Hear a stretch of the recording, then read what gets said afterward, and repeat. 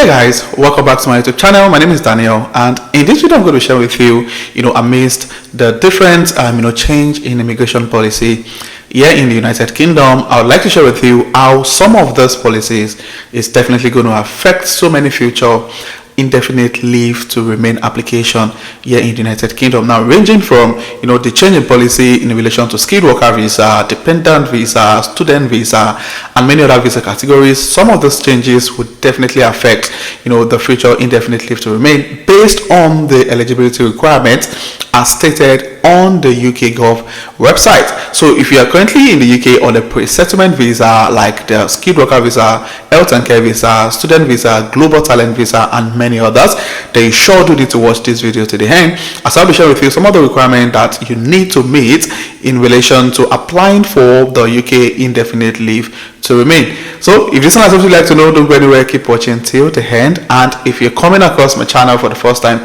please do hit the subscribe button to join the amazing growing family. And my returning subscribers, you guys are the real MVP. Thank you for being here. I really do appreciate you guys. So without further ado, let's get right into the video.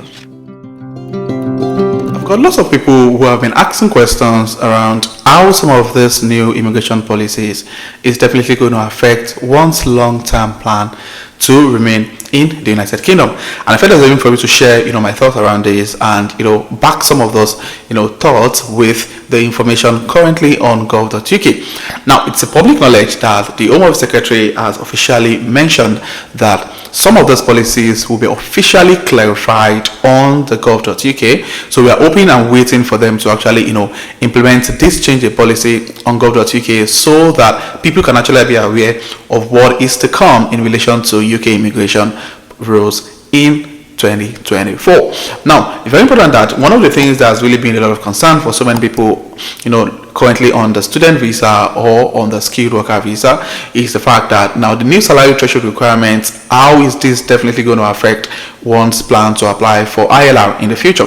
Now, it's important to know that if you're currently a student in the UK, to be honest, it's really going to be a very difficult thing, to be honest with you guys, considering the fact that the UK government is planning to review the I made a video on that a couple of days ago to review the post-study work visa, and coupled to the fact that they are also planning to increase the salary requirement, it means that if you're coming to the UK on the student visa, it gets very, very difficult to remain in the UK upon completion of your program, which is a plan of the government. Really, the government has said that this 5-point agenda is targeted to reduce net migration by 300,000, and the truth is many of the people that are going to be affected by this are international students, and in as much as international students will be affected by this, many universities are also going to fight against this because in a way it's really going to affect the funding of many universities. Many universities actually depend on international students to be able to run their programs, to be able to run their system, to be able to pay their their employees. So yeah, it's really going to be a very difficult thing for the government to do, but finger crossed, let's see what happens. Considering the U-turn that happened a couple of days ago when the government officially mentioned that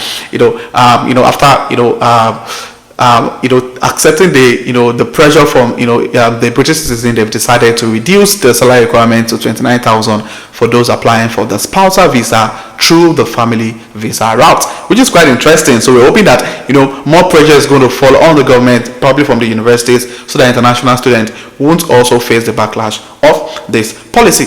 Now, going down to the indefinite leave to remain. Now, it's important for you to know, especially if you don't know, that when you're applying for your indefinite leave to remain, one of the important documents you need to provide is a letter from your current employer stating that your your employment or your service as an employee in the organization will still be needed.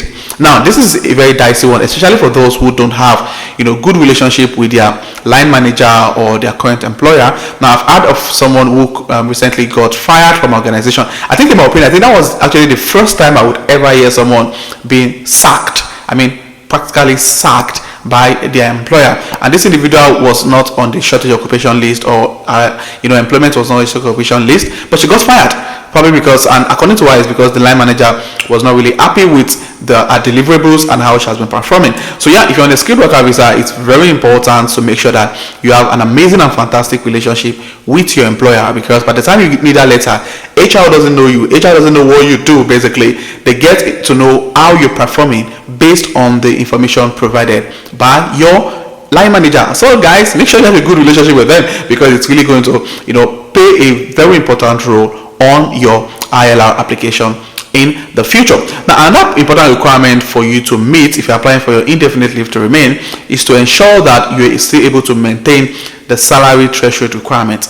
Now, I'm just going to make this analysis based on the current minimum salary threshold before it changes, of course, in April or spring 2024.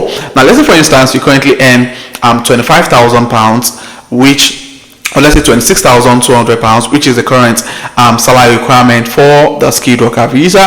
Now, if for any reason at all in the course of your employment in the organization, you probably got your salary reduced, or you're unable to make that certain amount of money, probably because you weren't working, for maybe you're on sick leave and it's an unpaid sick leave, and at the end of the year you're not meeting up with the salary threshold requirements, there is a possibility that your indefinite leave to remain application will be denied. Now, this is what I mean. So, for instance, you earn, let's say, for instance, I earn 28,000, as a project manager with an organization that's sponsored my visa, and for any reason, probably, for emergency sake, I had to travel, or for any reason at all, in a particular year, I actually earned, let's say, 26,000 or 25,000, or anything below the minimum salary requirement for you getting your indefinite leave to remain, then I probably might not be able to get that settlement visa, because I'm unable to meet one of the requirements, which is the salary threshold.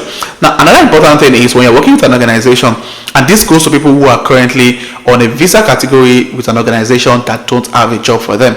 I know quite a number of people, even for some of you watching this video, many of you are working with organizations that are not giving you a job. You've got no job, you've got no earning from the organization. Guys, the Home Office is aware. Don't think they don't know these things. They definitely know these things, and these are things that they're going to put into consideration when you're applying for your indefinite leave to remain. They get to see that, oh, this particular person has been working with company A, how come they don't have any salary coming from the organization?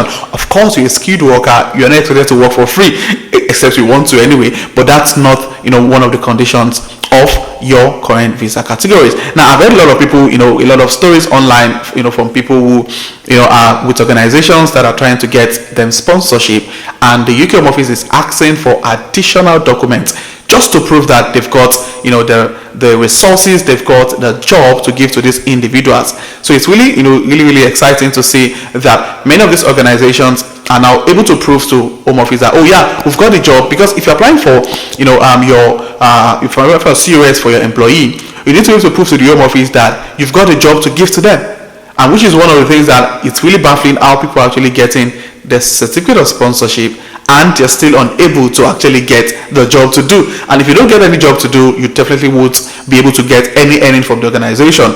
And if you don't get any from the organization, these things pile up to your application for the indefinite leave to remain. So it's really, really important, guys. Make sure if you're currently with an employer that don't have a job for you, please, in God's name, look for another employer as soon as possible. And let's say, for instance, you started your job on the 1st of January 2021, and throughout 2021 you're unable to get a job with your employer, and you probably switch your visa, let's say January 2022. I will advise that when you're applying for indefinite leave to remain, make sure you apply 5 years after you've joined your new employer. And this is because your the decision on your ILR application is a cumulative effect of what has happened in the last 5 years, depending on how long you're applying in anyways. So yeah, it's really important. Make sure that you have an organization that is currently paying you salary every month, and you're able to meet up with the salary requirements for the skilled worker or for the indefinite leave to remain. So guys, please make sure you do that. Another thing is that for people that love to travel out of the UK for holidays and what have you, it's also important for you to know that if you're on the indefinite leave to remain, you are not allowed to stay outside the UK for more than 180 days per 12 months. Because of course, if you're on a skilled worker visa, you're working full-time. How come you're able to leave the country for that long? So it's going to raise a red flag on your application. For every 12 months, you must not be outside the UK for 180 days. I hope that is actually clear. So if you find this video insightful or informative, please click on the like button. If you're coming across this channel for the first time, please do hit the subscribe button to join the amazing growing family. And my returning subscribers, thank you guys for being here. I really do appreciate you guys. So this will be the end of this video, and I will see you guys in my next video. Thank you.